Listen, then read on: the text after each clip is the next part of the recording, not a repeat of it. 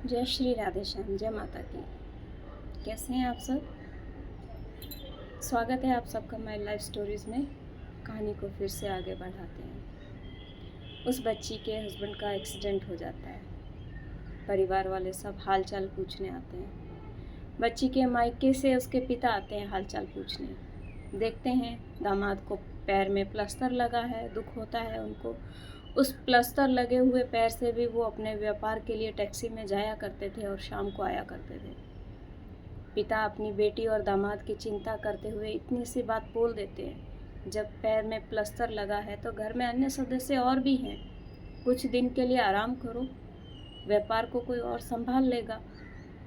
इतनी सी बात बोलकर बच्ची के पिता अपने बेटी दामाद का हालचाल पूछकर वापस चले जाते हैं। सास को गुस्सा आ जाता है। हर छोटी छोटी बात पर उनको गुस्सा आता है। बहू को गालियाँ निकालनी शुरू हो जाती हैं। तेरा बाप कौन होता है हमारे घर में पंचायती करने वाला? उसको किसने अधिकार दिया मेरे घर के नियमों के लिए बोलने का? और भी अन्य शब्द। इतनी चिंता है तो नौकर भेज दे, एक साथ में दास भेज देता, लेते आता। थोड़ी देर में उनकी बेटी आती है। बेटी को बोलती हैं कि इसका बाप आया था और हमें ऐसे बोल रहा है कि पैर में फ्रैक्चर है, प्लास्टर है, आराम क्यों नहीं करता है? वो कौन होता है हमारे घर में बोलने वाला? उस पर बेटी भी सहमति दिखाती है।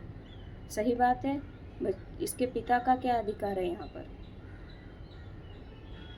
जब बेटी की शादी करते हैं, अब बहू पर संपूर्ण अधिकार दिखाते हैं। काम करो, ये करो, उसमें हजारों कमियां निकालते हैं। तो दामाद को क्या वो इतना सा नहीं कह सकते कि तुम आराम करो? बच्ची के चाचा और उसकी बुआ आते हैं दामाद की हालचाल पूछने के लिए। उनके सामने भी कुछ ऐसे ही कहा जाता है। बच्ची के चाचा बच्ची से इतना सा ही पूछते हैं, इतनी शरीर में कमज़ोर कैसे हो गई हो? सास परेशान तो नहीं करती है? वो अंदर बैठे सास सुन लेती है। अब आप अनुमान लगाइए उस बच्ची के लिए क्या हालात खड़े हुए होंगे।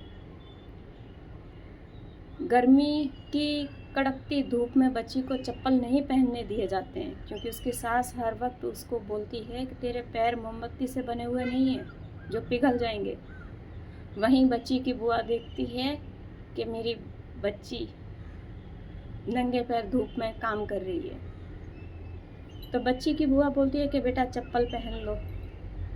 उस पर सास कहती है, 1000 बार बोल दिया, बहुत ढीठ है ये आपकी बेटी, नहीं पहनती है। मैं तो खुद इसको बोलती हूँ कि पैर में चप्पल पहन लिया करो। बच्ची अपने मन की बात बोल ही नहीं पाती है, किसी से कैसे कहे? चाचा इतना सा बोलते हैं कि बेटा दुबली पतली कैसी हो गई हो, सास परेशान तो नहीं कर रही है। चाचा और बुआ चले जाते हैं। बच्ची के ऊपर फिर से गालियों की बौछार शुरू हो जाती है। बच्ची के हाथ से खाना पीना छोड़ देती है सास। तेरे चाचा ने मुझे ऐसा कैसे कह दिया? बच्ची के हाथ का पानी नहीं पीती, चाय नहीं पीती, खाना नहीं खाती, अपना खाना खुद बनाना शुरू कर देती है। तेरे चाचा ने ऐसा कैसे कह दिया? मैं तो तुझे दुख देती हूँ, अब मैं तेरे हाथ का खाना भी नहीं खाऊंगी। बच्ची रोती है, अपने चाचा की तरफ से खुद माफ़ी मांगती है, पिता की तरफ से खुद माफ़ी मांगती है, पर उनको दया नहीं आती है। खूब रोती है बच्ची। एक एक दो दो महीना ऐसे किस्से शांत नहीं होते थे। बच्ची मन ही मन ऐसे जैसे भगवान से कोई इंसान बात करता है, हर अपने उस रिश्ते से बात करती थी। आपने यहाँ पे आके क्यों बोला? अब मैं कैसे संभालूं इनको? कभी कभी इतनी परेशान हो जाया करती थी कि पापा आपने मेरी शादी क्यों की? इससे अच्छा मुझे कहीं कुएं में फेंक देते।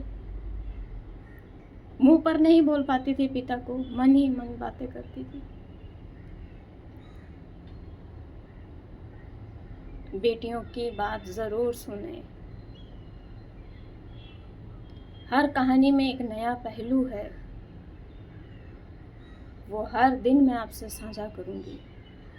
कहानी के साथ बने रहिएगा। जय श्री राधे श्याम, जय माता की।